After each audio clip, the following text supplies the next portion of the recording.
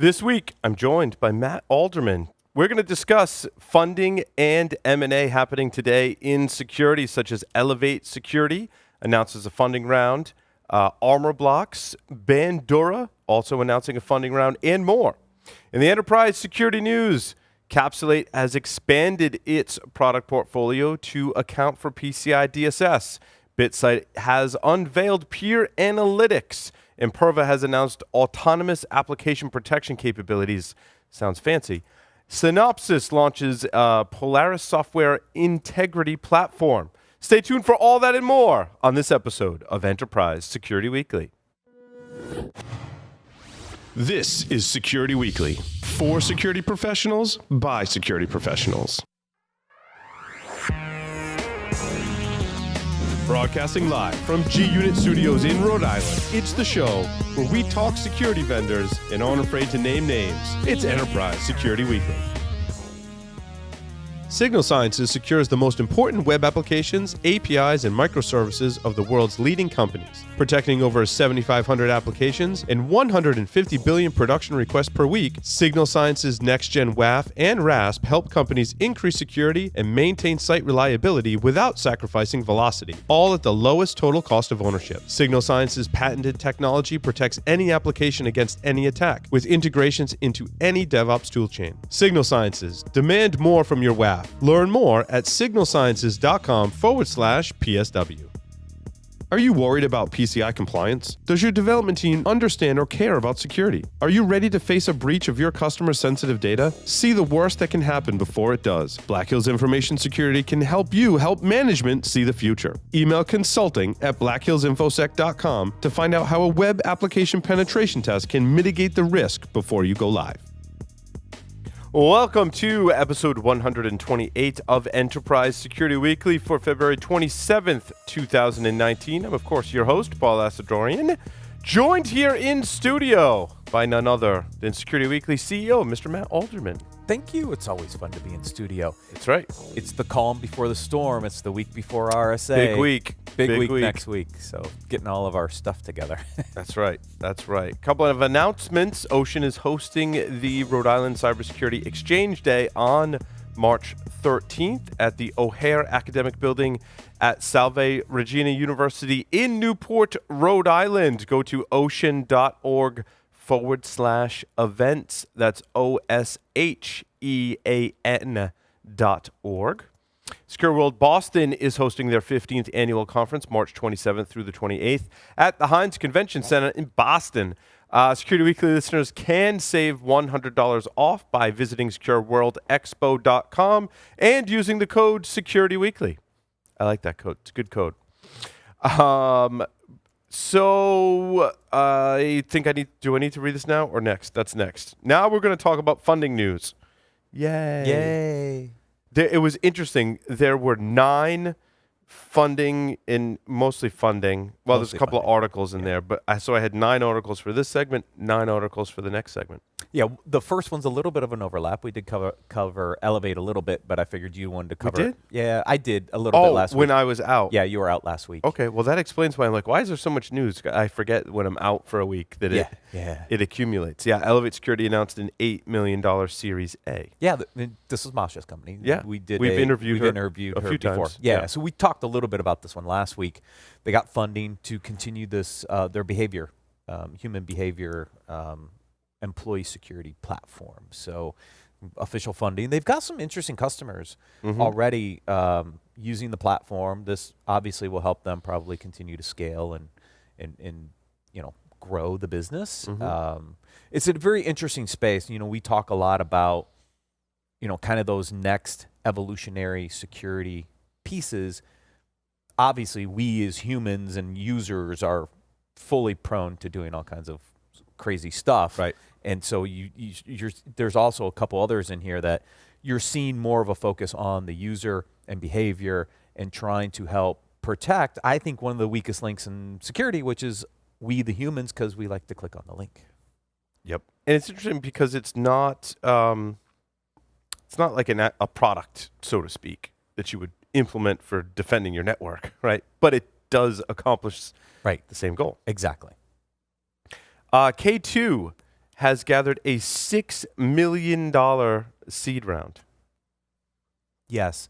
So K2 comes up twice. We're going to cover them. I've been seeing this K2 thing all the time. Okay. And it's not, is K2, are they like skis or skateboards or skis, something? I think. Are they skis? I You're think. from Colorado, shouldn't you know If you everything put in K2, all kinds of stuff Every comes industry up. has a K2 There's company. A K2 everywhere. Now cybersecurity has a well-funded one because they got an $8 million seed round. 6 million? 6 million? Sorry, 6 million. $6 million seed round. So this is a cloud workload protection platform.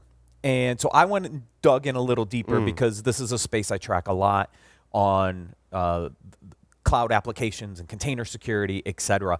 And they make some claims in here that, again, people do this in press releases. You got to kind of dig under the covers and really understand what's going on. Well, they have real-time attack detection with no false positives. Right. Now, I think I know how they're doing this. Mm-hmm. And it's not the first because... Well, I say the industry first. Industry first, but it's not the industry first because I think I know what they're doing. And it's not really real time, and it does have a false positive occasionally. No, so if you dig into their website and you kind of break down what they're doing, cloud workload protection platforms are looking at securing the entire stack of the new container architecture. They use agents. So the first thing that just tips me off is ding, ding, ding, ding, ding, agents. All right. So the first challenge will be agents have limited portability when you move these workloads. But if it's in a container, though, it's not in the container. It's on the infrastructure. So this is what I think they're doing. So they're trying to protect the hosts and then up the stack, the orchestration layer and then the container layer. My guess is, it doesn't say this specifically on the website, my guess is this is a kernel plugin because they're monitoring syscalls. So the way they're doing protection is similar to what Layered Insight was doing on syscall protection. Layered Insight was doing it from inside the container through instrumentation. Yep. I believe they're doing it through a kernel level plugin here to protect not only the hosts in the Kubernetes layer, but also the container itself, looking at syscalls, which they would get at the kernel because they're just monitoring the processes of each running container.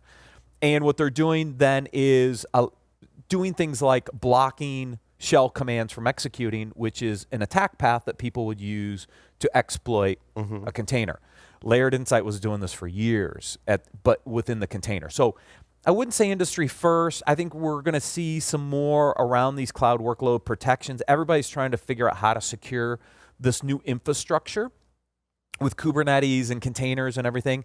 I'm not sure this is the best approach. I have my opinions here for sure, having been a little exposed to giving up root privileges and putting in kernel drivers.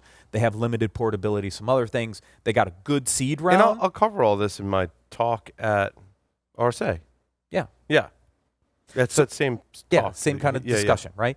But it has limited portability because it's going to rely on agents. So trying to run this in Fargate, for example, not going to happen. Or in ECS or EKS where you're using a managed orchestration layer.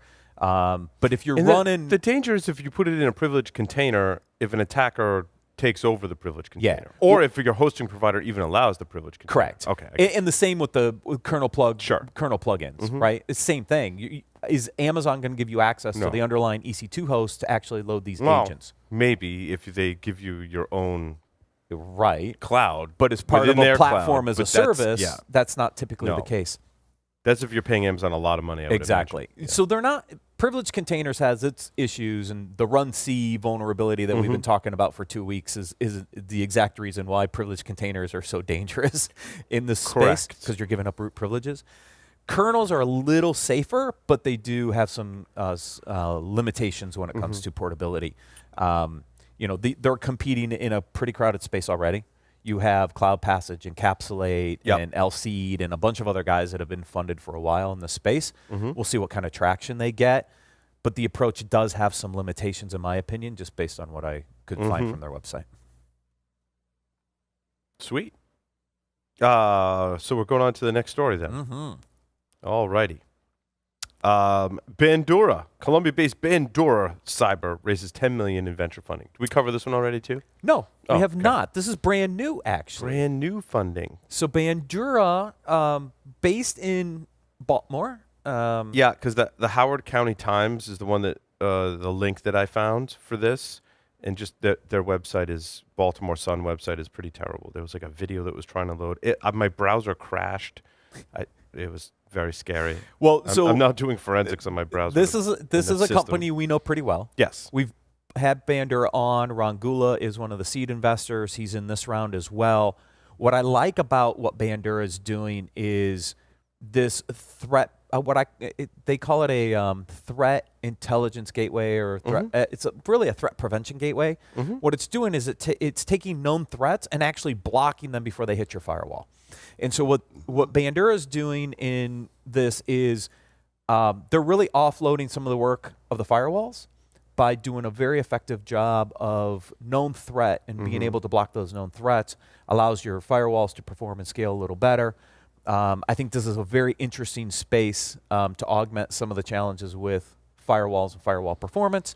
Like I said, we've had them on the show before. We know a number of the folks over there pretty well. This is great for them because they took an initial round last year. This is giving them some more capital to continue to grow out their capabilities. Bandura is one of the companies that works with AIG as part of their cyber program.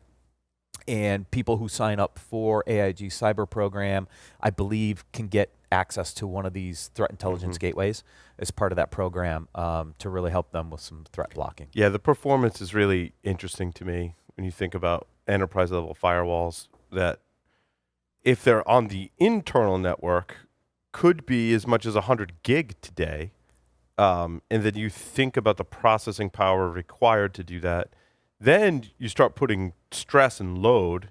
This is all like university time. We weren't at 100 gig university when I was at university, right? But in smaller scale, less powerful gear at the time, same problem, right? Trying to keep track of state, and then trying to do that comparison of, I see a new destination IP address. Well, hold on, let me go to a lookup table. Correct. Once you get to 1,000, 10,000 entries that I have to look up, now you get into some serious computer science issues and problems that you have to overcome.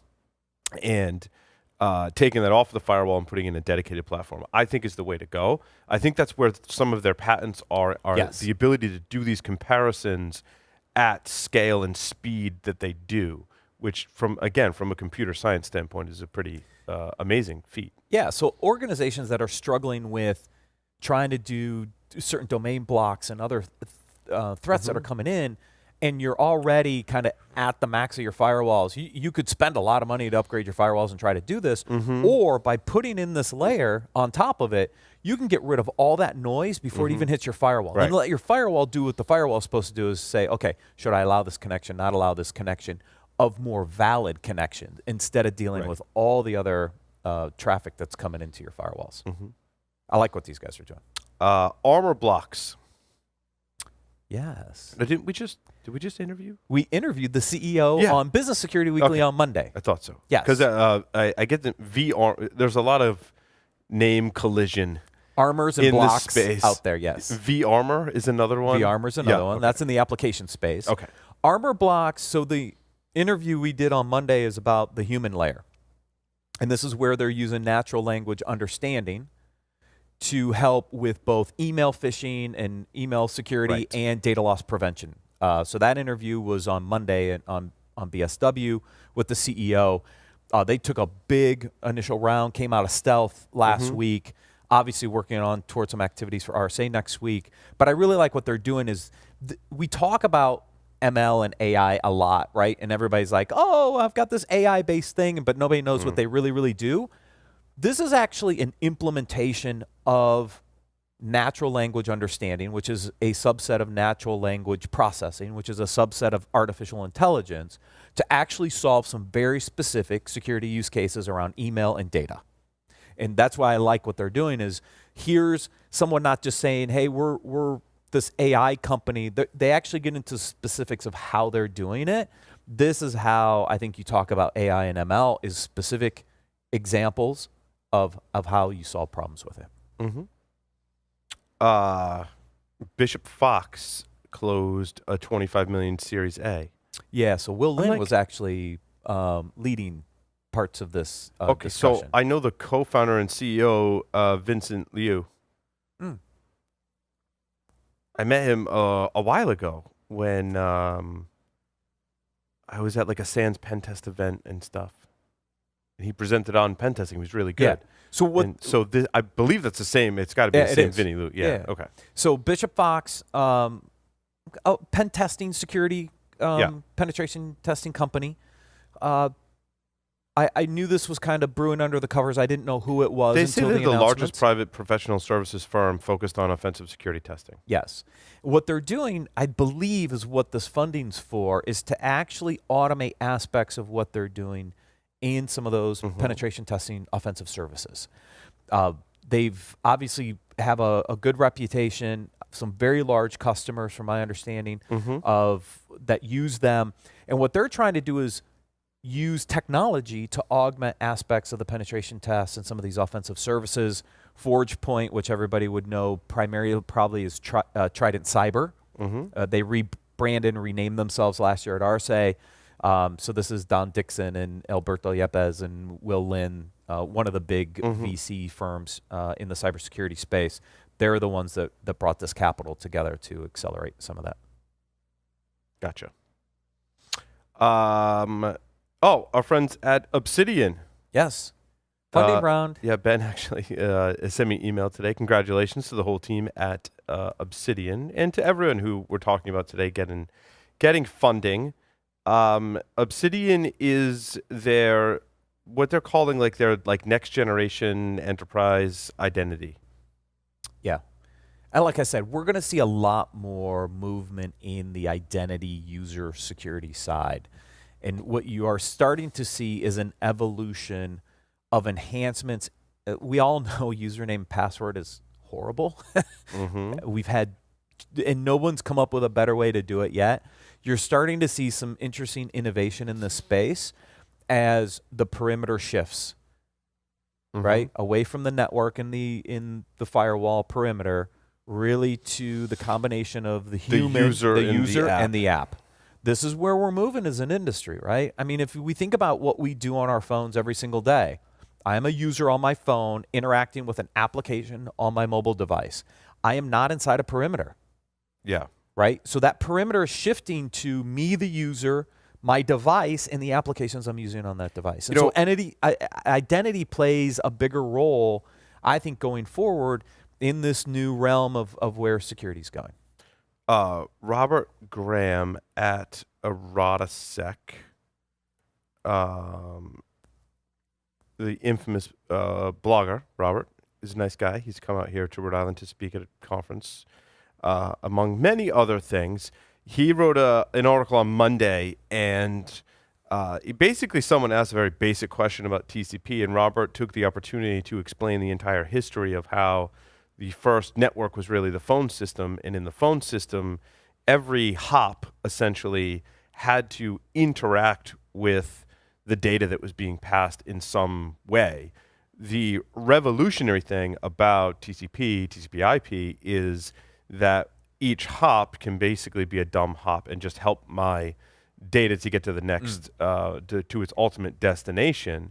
And then everything at layer 4 and above happens between the two endpoints. And we're seeing this continued, I think, shift into the network and the systems now even becoming less and less of a factor and more about the application and the users. We see this with serverless, right? Yes. Is the next kind of evolution of this. Yes. But his article, especially if you're a packet nerd like myself, it's really awesome. He does a fantastic job.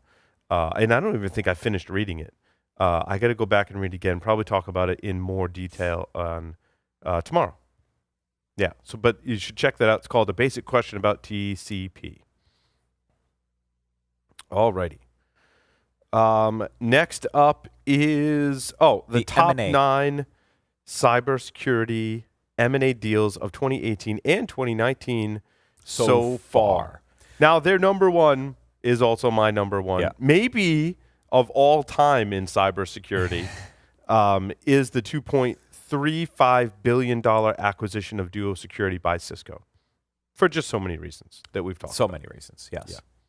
And a lot of these we've covered. What I thought was interesting, it's a good summary of the 2018 mix, right? You have the activities from Thoma Bravo made Yep. 3 acquisitions in the cybersecurity space in 2018 with Imperva. Who are the other? Imperva, Yeah, I can't read Barracuda, the rest and of the article. Veracode. Yep. Those 3, Sure. right? But has Veracode been spun back out? Yes. Okay. Yeah, so Thoma Bravo bought Veracode from CA after the CA Broadcom acquisition, not long after CA bought Veracode in the first place, which was interesting. And those are some of the major acquisitions. I can't. Yeah, then obviously Cylance at 1.4 billion is a Yes. it was a big Yes, that's a big one. yeah, Another it was a big as one, well. a Yes. very big one. But then I went down. I kind of scrolled through all these because we're like, we've covered all the 2018s. What I thought was looking at 2019, and there's a couple that aren't on here. That have happened within the last week or two. This stops at February 12th with Symantec's acquisition of Luminate Security, which we covered as well. But we also had the Demisto acquisition last week by Palo Alto. Oh, is that official? It's though? official. It is was official now. last week when you were out. We covered okay. it on ESW. See, all these things I miss when I'm out. I know, 1 week, and you missed the Right. whole. It was a rumor for a long time, but Palo Alto actually Came out and said, last week, said they are buying Demisto. It was a pretty good price tag. It was like $560 million, I think. I can't remember the number off the top of my head, but it was a pretty big, good size acquisition. That one's not on this list. There was another one. Micro Focus made an acquisition. Trying to remember who it was.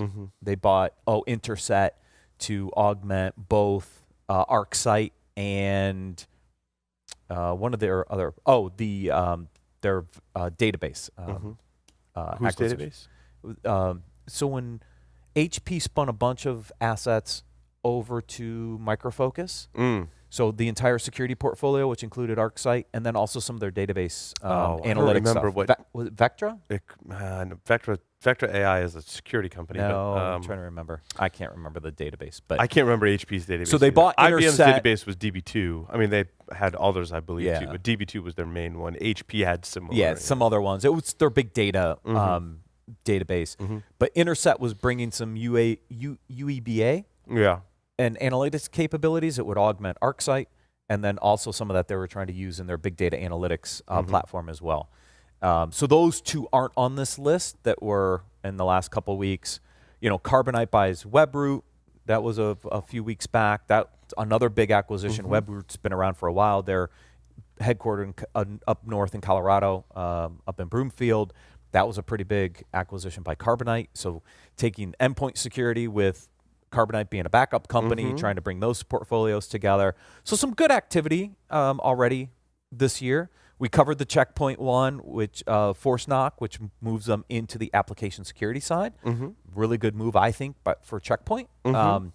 Because, again, we talk about perimeter. Checkpoint's one of those perimeter guys, but also starting to realize the importance of the application and that becoming aspects of that new perimeter. They made the web app and API acquisition for ForceNock. So, some good activity already here in 2019. And we might see a couple more announcements next week for RSA. Yes. I don't get these graphics in this next article. Oh. The acquisition one's really confusing. Yeah, so this is Momentum Cyber. I subscribe to this. I use some of the data for our security money show on BSW. Yeah. These guys These track. guys are pretty good. Yeah, Yeah, they I do. like it. They track. Their graphics are kind of confusing in this article, but It's better if you go to the raw report. I Okay. don't think the resolution's really good in this article.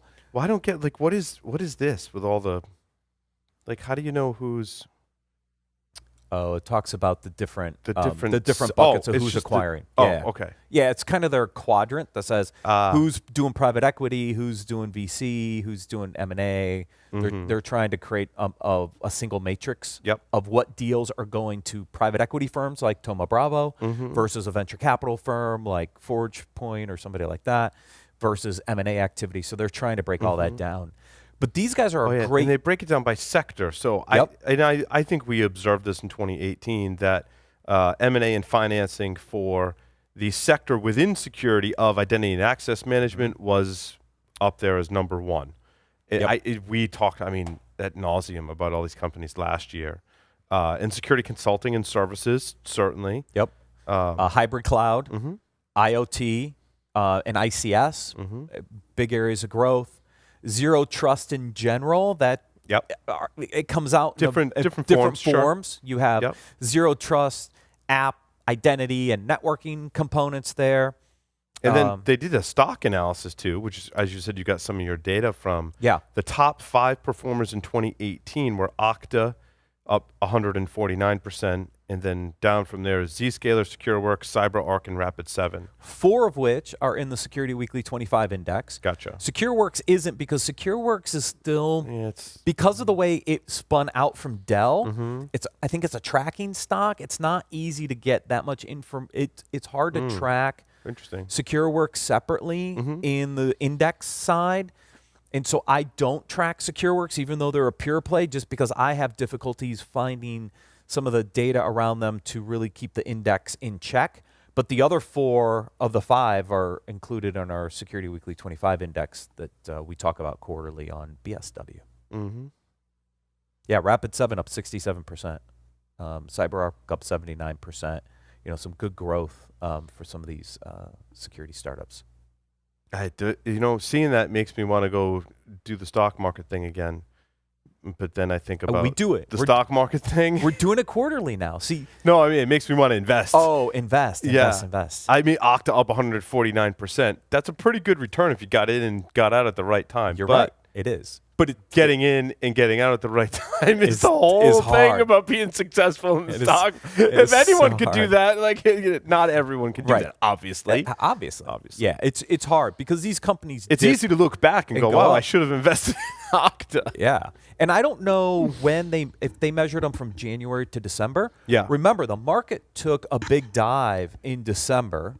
Yes. Right towards the end of the year. And then there was a nice recovery in January. In February, we're still on a pretty good And was there uptick. a big uptick in September, October timeframe, or was that just the stock that we were tracking? Just the stock we were tracking at the time. Okay. But the entire market went down in December, recovered in January, and it's still in a recovery mode in February.